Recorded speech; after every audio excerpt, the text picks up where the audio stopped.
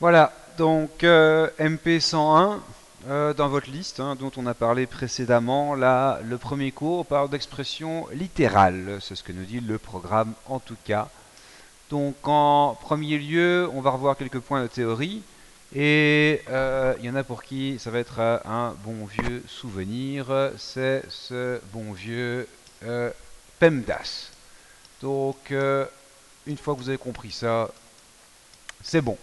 Donc c'est bien parenthèse, exposant, multiplication et division. Donc multiplication et division, et puis addition et soustraction. Donc il est très important de suivre cette règle. Vous aurez à chaque fois l'un ou l'autre exercice relativement simple de ce genre aux examens. Il faut bien suivre ces règles. C'est le premier point. Donc parenthèse, exposant, multiplication et division, addition et soustraction. Autre petit point de rappel, n'oubliez pas que dès qu'on parle d'exposant, que 4 exposant 0, ça vaut toujours 1. Dès qu'il y a un exposant 0, ça vaut toujours 1. Et que 20 exposant 1, ça vaut 20. Que 1000 exposant 1, ça vaut 1000.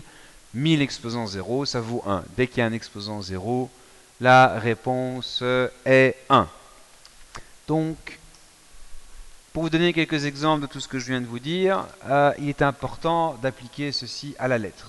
Si je vous donne 2 plus 3 fois 5, il est certain que le clodo qui irait trop vite nous mettrait un petit 2 plus 3 d'abord, et puis fois 5, c'est la catastrophe. Donc 2 plus 3 fois 5 est fort différent de 2 plus 3 fois 5. C'est comme une calculatrice. À cet examen, vous avez droit à une calculatrice. Et la calculatrice, elle applique la règle que je viens de vous citer à la lettre. Donc attention à ce que vous encodez. Donc si on ligne 2 plus 3 fois 5, eh bien d'abord on fait 3 fois 5, ça fait 15, auquel on rajoute 2, ça fait 17. Jusque-là, ça doit être faisable.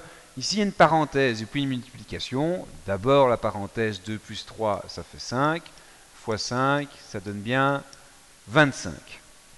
Si on prend des exercices un peu plus complets, dont voici un exemple un peu plus lourd, certes. Donc si on commence bien ici, bon, déjà, parenthèse, il n'y en a pas, c'est plus simple. Ensuite, exposant. Eh bien, on va faire de manière, bon, ceux qui sont plus à l'aise avec ça, il y en a qui font tout en une fois. Moi, je vous dis vraiment, pour l'examen, pour être assez carré et être sûr d'avoir la bonne réponse, 4 au carré, ça fait 16. 1, 9 au carré, 81. 3 au cube, 27.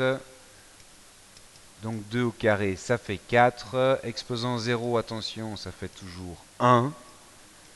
Et 3 au carré, 9. Et voilà. Cet examen, vous avez un peu de temps. Donc autant d'abord faire calmement tous les exposants.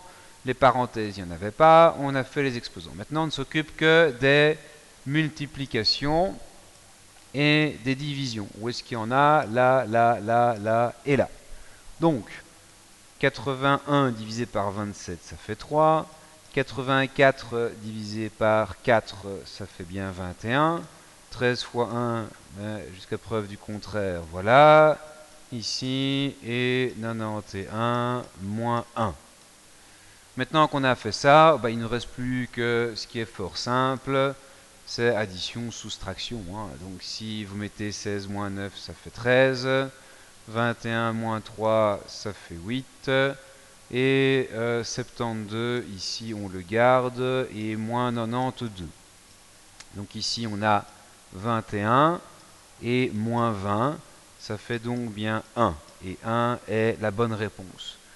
Donc pour cet examen, il vaut mieux à chaque fois assurer. Vous avez des feuilles de brouillon, on applique bien les règles à la base, parenthèse, exposant, fois et divisé ensemble, et puis les plus et les moins. Et affaire à calculatrice également. Donc prenez à chaque fois la même calculatrice, je vous conseille plutôt la Casio, on ne peut pas citer de nom ici, mais enfin bon.